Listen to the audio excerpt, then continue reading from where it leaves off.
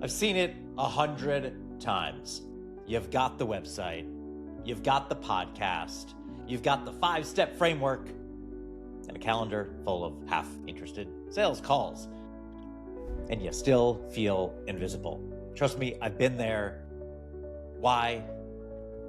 You've done everything. You've done everything. But the one thing that actually makes you unforgettable. Again, I get it. I was that guy. I had a big job in Hollywood. I had a great resume. I helped develop hits that millions watched. But then I walk into a room full of strangers, investors, founders, experts, entrepreneurs, and I still had to explain myself every single time. People knew me in the entertainment industry, but they didn't know me outside because I hadn't done the work that I now help you do. I hadn't defined the one thing that would make people say, "Oh, you're that guy. I've been looking for you." Here's the problem. Clarity is not the finish line. People think if they can just explain their offer better, people will get it. But clarity alone does not create demand. Clarity with story does. I call it category energy. Probably can improve on that name, but go with me here. If you don't have it, you're going to sound like every other coach, every other consultant, investor, or founder fighting for air on your favorite social media platform. Back when I was working at O.N.L.Y, we were developing shows that had to stand out in a sea of sameness. One exec said to me, "Brad, I don't care if it's good. If it doesn't feel different, we can't sell it." That was the prerequisite. It had to be different. And that hit me because the same rule applies to you. I realized I was still leading with titles, not my story. Still pitching projects, not showing people who I was. That changed the day. I stopped trying to be the TV guy and rather owning the story that made me a $2 bill. That story made me rare, it made me real, and it made me impossible to ignore. Let me show you what I mean straight from my one-on-one audits.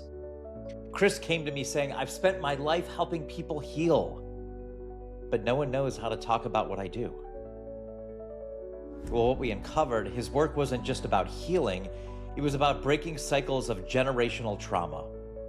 And when we positioned him that way, everything changed. Now his content punches people in the gut in the best way. He's not just another coach, he's the guy who helps leaders reclaim peace from the pain they thought they buried. Amy was stuck in high-ticket sales land. Smart, strategic, but Amy was blending in. She said in her audit, "I don't want to be another guru on a beach. That's not who I am." So we found her fire, her why. She built a multi-million-dollar business out of grit and grief. And when she told that story, her audience saw themselves in her. Her words landed, and her brand caught fire. This is what happens when you lead with story. Why do most people avoid this? Because it feels vulnerable. Because you think your story isn't interesting enough. Because you're afraid it will make you look small instead of powerful. But I'm telling you, the opposite is true. Every great brand is built on a truth that most people are afraid to say out loud. Apple didn't say, "We make computers." They said, "Think different." Nike didn't say, "We sell shoes." They said, "Just do it."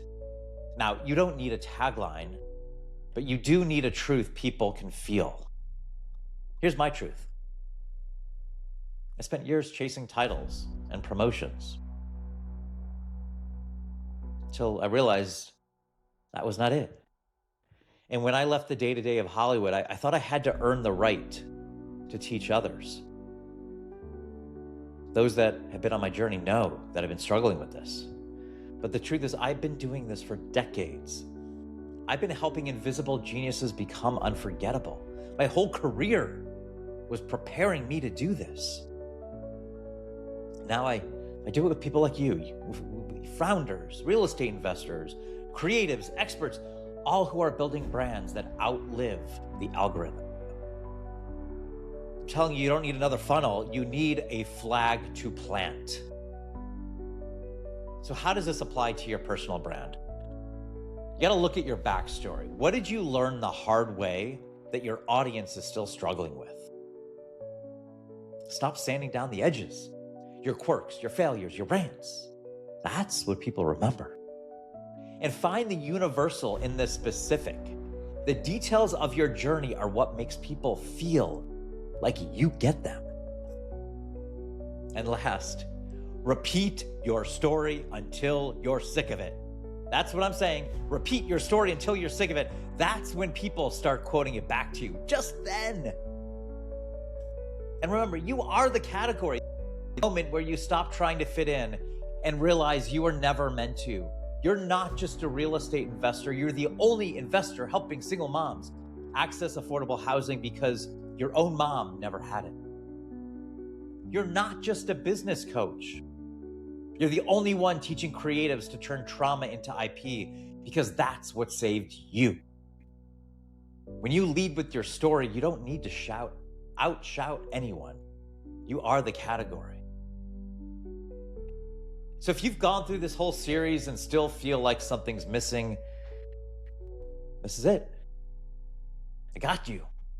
It's not another framework. It's not a better bio. It's your story. Told with clarity, told with conviction, told so clearly, it becomes a mirror for the people you're meant to serve. That's when you become the only. That's when you become the $2 bill. And if this hits home, I built something for you. It's a free web app. Go to findyouronly.app. That's findyouronly.app. And it's going to walk you through the 8 questions I ask every client to define their only. And you'll be able to finish it in under 8 minutes. Go to findyouronly.app right now. And after you complete that, you'll be able to book a free 15-minute call with me. We'll go through your only statement and so much more. It's free. Go to findyouronly.app. 8 questions in under 8 minutes. Do it now. It's going to be the start of everything. You won't regret it. Be the only. Be the $2 bill.